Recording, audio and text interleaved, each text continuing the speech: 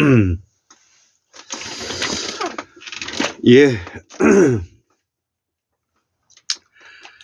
예, 오늘은 2024년 3월 4일 오늘 월요일이죠. 예, 음력으로는 1월 24일이 되겠습니다. 저녁을 먹고 저녁 한 9시 반이 되었습니다. 예, 오늘은 가볍게 정치 산책, 오래간만에 제가 정치 산책을 한번 강의하는 것 같습니다. 예, 오늘 정치 산책 142번째. 우리는 수수만 년 동안에 우리의 말과 글을 만들어 왔던 그런 환구무명사의 환인의 역사를 이어왔죠. 그래서 7만 년 전에 순다대륙 순다환인에서부터 북방으로 올라가서 천축대륙 천축환인, 그 다음에 마지막 빙하기 때 1만 2천년 전에 우리는 방고환인, 그 이후에 농경 혁명과 농업혁명과 더불어서 제서환인, 배달한웅 당군 천재, 이렇게 이제 이어온 우리 한국사의 역사인데요. 그래서 우리가 재정 일치 사회에서는 무성과 무속으로 나눠지지 않아서 우리가 우리의 정치적인 기본적인 틀이 재정 일치 사회의 틀을 기본적으로 가지고 있었는데, 우리가 수로를 이용한 또 천문학을 바탕으로 하는 수로를 이용하는 농업혁명과 더불어서, 농업이라는 것은 천문학적인 이치를 알아야만이 농사를 지을 수가 있는 거죠. 그래서 샤먼 제국에 들어와서 나중에 재정 일치가 재정 분리화 되면서 지금으로부터 약 2500년 무렵에 2500년 무렵에는 제사장 권한보다는 군사권을 가지고 있는 왕의 권력이 너무나 극대화되었기 때문에 이때 이제 무문화는 무성과 무속으로 이제 나누어져서 2500년 전부터 아주 이 무성과 성과 속으로 이제 나누어졌다는 것이죠. 그래서 무성은 유교, 불교, 도교, 그 다음에 기독교, 그 다음에 성교, 선사라고 하죠. 로 이제 나누어지고, 무속은 사주, 관상, 성명, 그 다음에 풍수지리, 이런 거와 더불어서 이제 민간인에게 발전되고, 이렇게 이제 해와서 이것이 한 9,000년 동안 이어오다가 이제 민주공화정으로 이제 들어온 시점에 이제 놓여졌다고 제가 설명을 해왔습니다. 그리고 1910년 우리가 해방되은 이래 우리가 조선 총독부 시절을 거치고 또 군사 쿠데타 시절을 거치면서 이념전쟁과 더불어서 지금 이제 윤석열의 검찰 쿠데타까지 우리는 여전히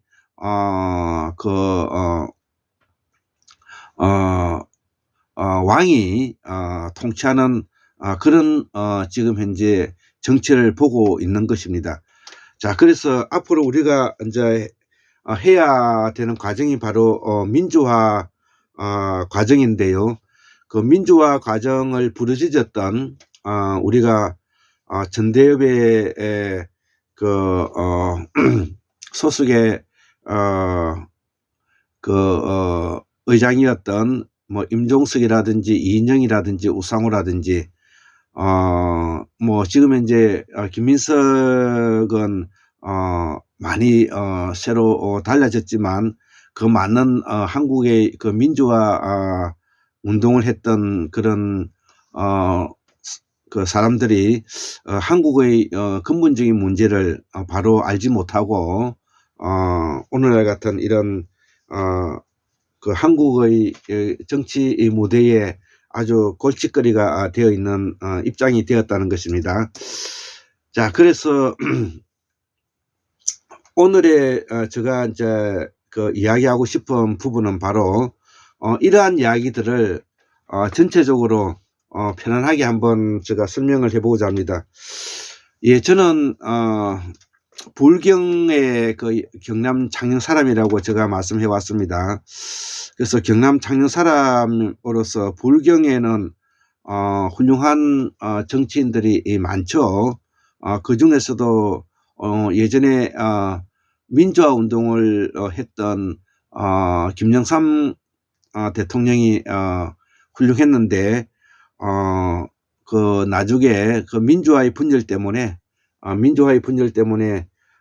김대중이가 다시 그 대통령 나오는 바람에 그 김영삼이가 그동안에 쌓아왔던 그런 배신감을 느끼고 한나라당을 만들면서 지금 현재 친일 부역 자본가 세력에 그 투입하면서 그 김영삼 대통령이 민주화에 그런 오점을 남기게 되는 일이 벌어졌다, 이렇게 이제 볼 수가 있고, 또 더불어서 호남을 대표하는 이제 김대중 대통령이 항상 핍박받으면서 그 유지해 오면서 결국은 양김, 그러니까 김대중과 김영삼이죠, 서로 1987년대 민주화의 봄에 서로 그 화합하지 못함으로써 분열하는 바람에 오늘날의 우리의 이런 그 정치의 현황을 만드는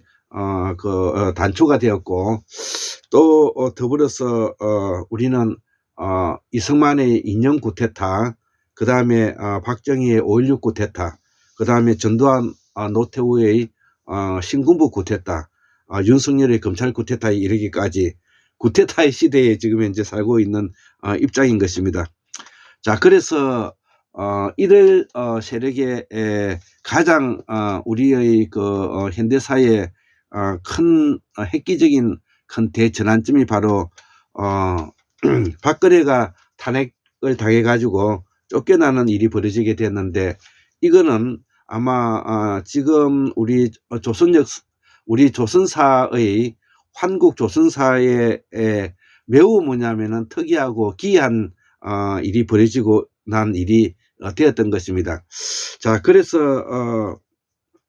이 촛불혁명을 대신해서 문재인 정부가 들어서게 되었는데, 이 문재인 정부가 그 가지고 있는 그 역량이라는 것은 그야말로 거의 그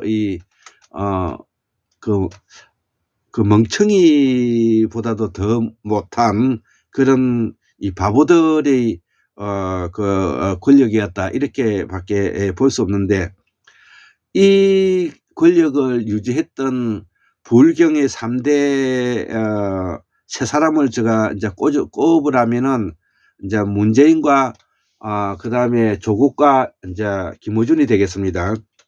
그래서 김어준은 스피커로서 자기가 스스로 문재인 정권을 발굴해서 만들었다고 생각을 하고 있을 수도 있죠. 그래서 또 친한 문재인이와 조국은 성향이 같은 사람이기 때문에 또 조국을 또 서로 좋아하고 해서 민정수석에까지 들여다서면서 이들이 가지고 있는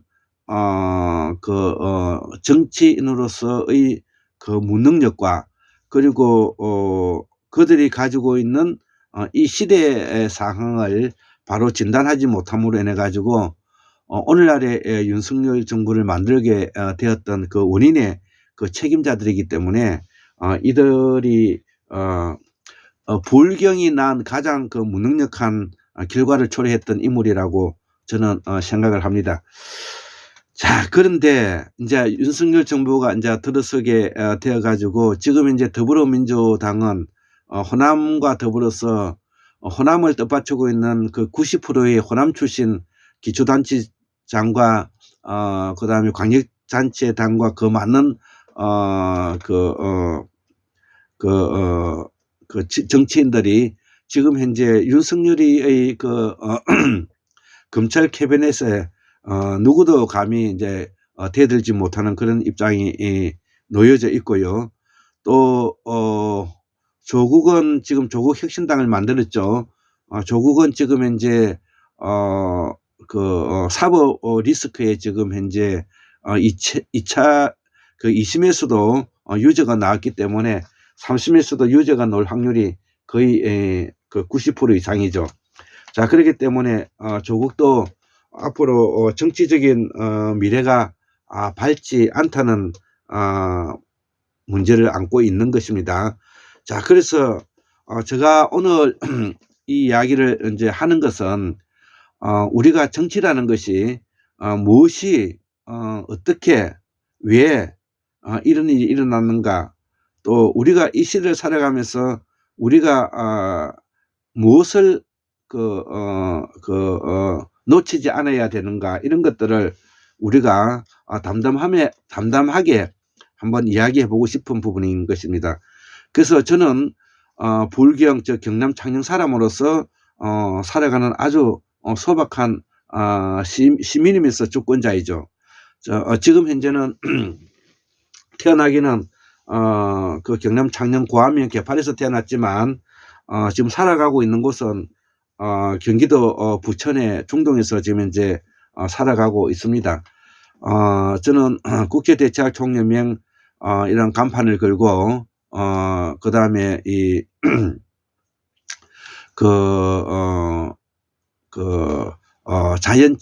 자연치유를 하면서 생계를 유지하고 그 다음에 틈틈이 시간을 내어서 책도 사고 공부도 하고 그러는데, 지금 현재 제가 2층에는 저희 국제대체총연맹 치유실이 있고요.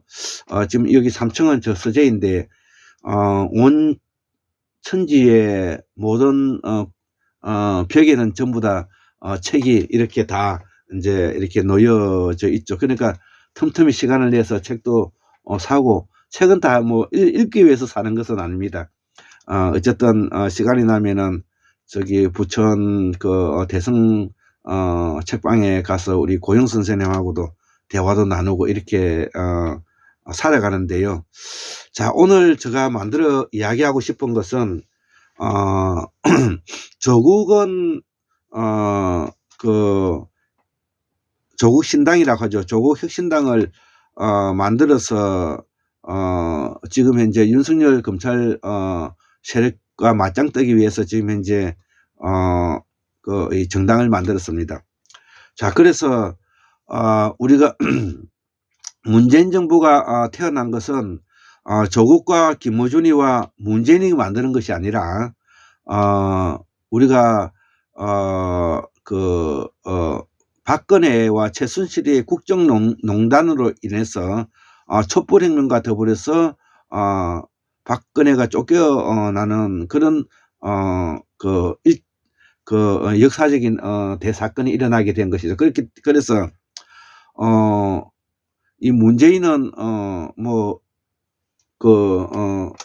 큰 그거 없이, 권력 투쟁 없이 바로 뭐냐면은 대통령이 뽑히게 된 것이죠.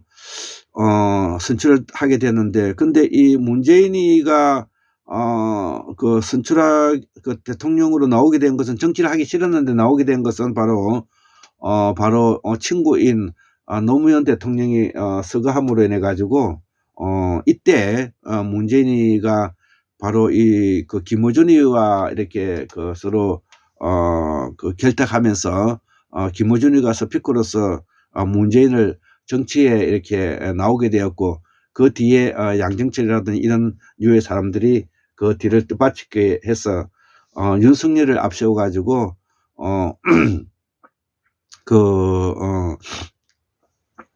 과거 청산, 정치 청산 뭐 이런 거를 하기 위해서 바로 문재인이가 윤석열의 그 칼날을 비름을 빌려서 서다가 결국은 내부 권력 투쟁과 함께 윤석열인데 뒤통수를 맞고 지금 현재 더불어민주당이 거의 난파선에 놓여져 있는 입장이 되었고, 여기에 부안해동해서 이낙연이 같은 이런 멍청한 사람이 호남을 대표한답시고 호남의 지지 기반을 바탕으로 해서 대통령에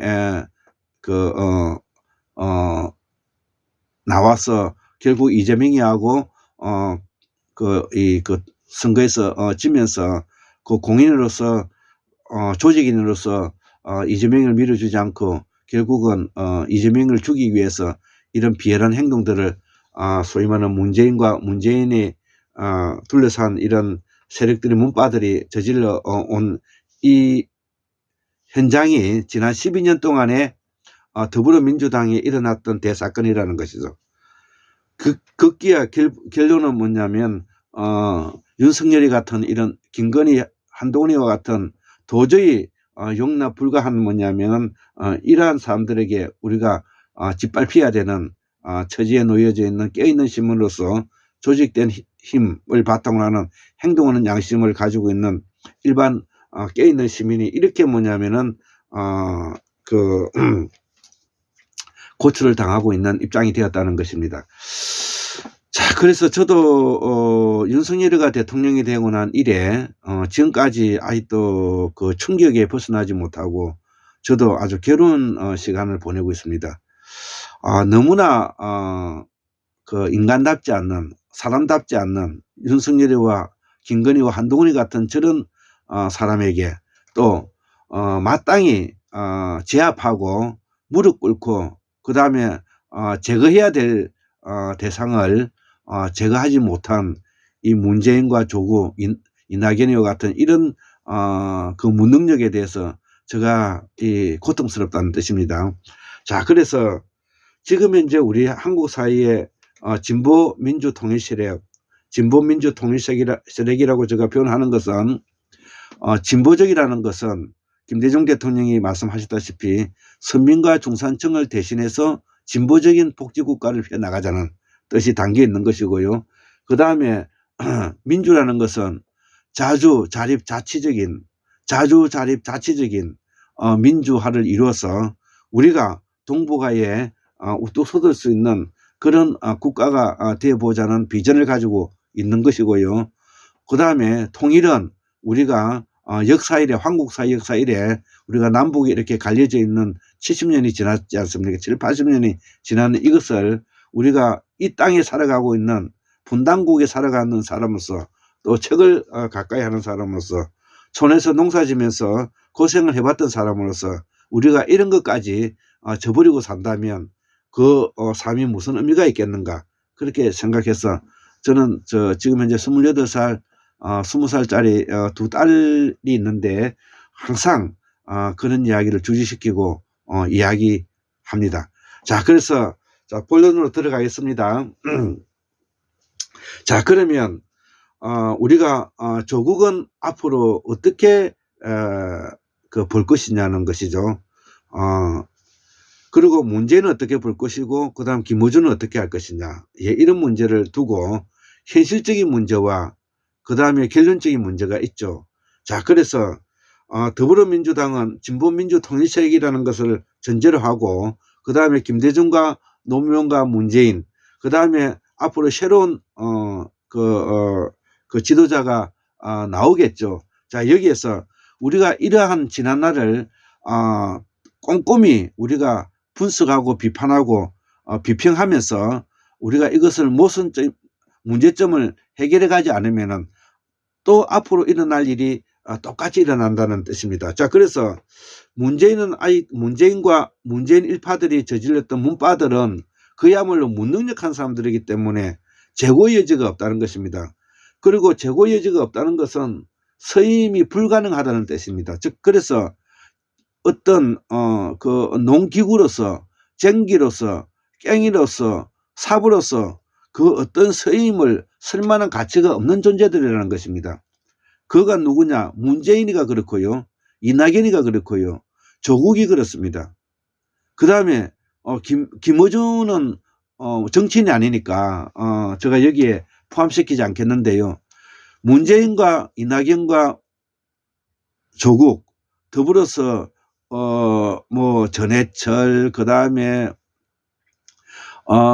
홍영표 뭐 노영민이 뭐 이리 수두룩빡빡하죠. 이런 류의 사람들은 전혀 서임세가 없는 존재들이고 또 변호사가 되었던 사람들은 법의 한계에 갇혀 있어 가지고 법을 넘어서 우리가 정치를 통해서 법을 바꾸어 나가고자 하는 그런 강력한 어떤 주도적인 의욕을 가지고 있지 않다는 것입니다. 그래서 그 대표적인 사람이 바로 누구냐면 문재인과 이낙연과 조국이 바로 그런 사람들이라는 것이죠.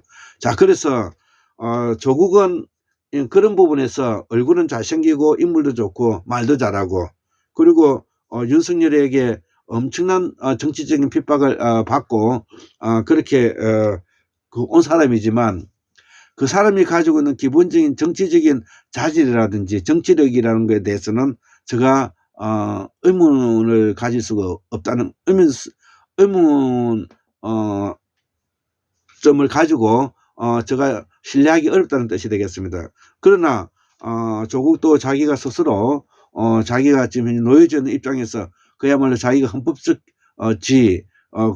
국민 시민으로서 우리가 정당을 만들고 하는 것은 뭐 자유롭지 않습니까? 그렇기 때문에 지금 이제 조국 혁신당을 만들어서 자기가 정치를 해보겠다 하는 것까지 우리가 말릴 수는 없는 것입니다. 자, 그러나 우리가 조국이나 문재인이나 이낙연이 같은 사람은 이미 능력이 무능력하다는 것을 우리가 평가를 확인해 봤기 때문에, 무능력하다는 것을 평가를 확인했기 때문에 더 이상 이들에게 기대할 것은 없다. 그러나 이미 조국 혁신당을 만들었기 때문에 이들을 앞으로 우리가 지켜볼 수밖에 없는 것이죠. 자, 그래서 저도 이번에 우리가 21대 총선에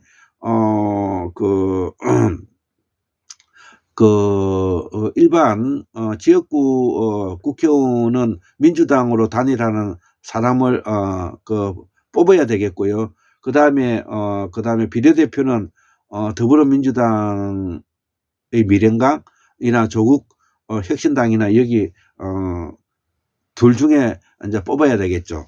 자, 그래서 그러면은 문재인과 조국과 이낙연이가 왜 이렇게 무능력한 사람이 되었느냐 하면 바로 이들은 바로 시대 정신을 읽어낼 수 있는 정도의 그런 학습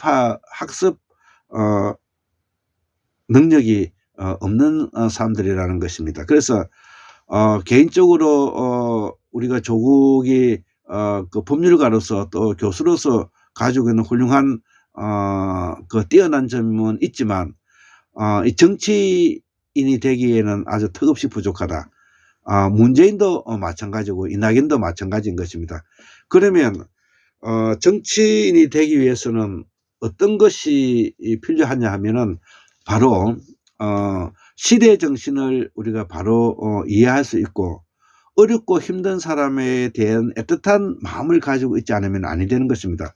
그리고 국민들이 원하고 국민들이 바라는 그 기대에 약속을 저버리면 되지 않는 것입니다.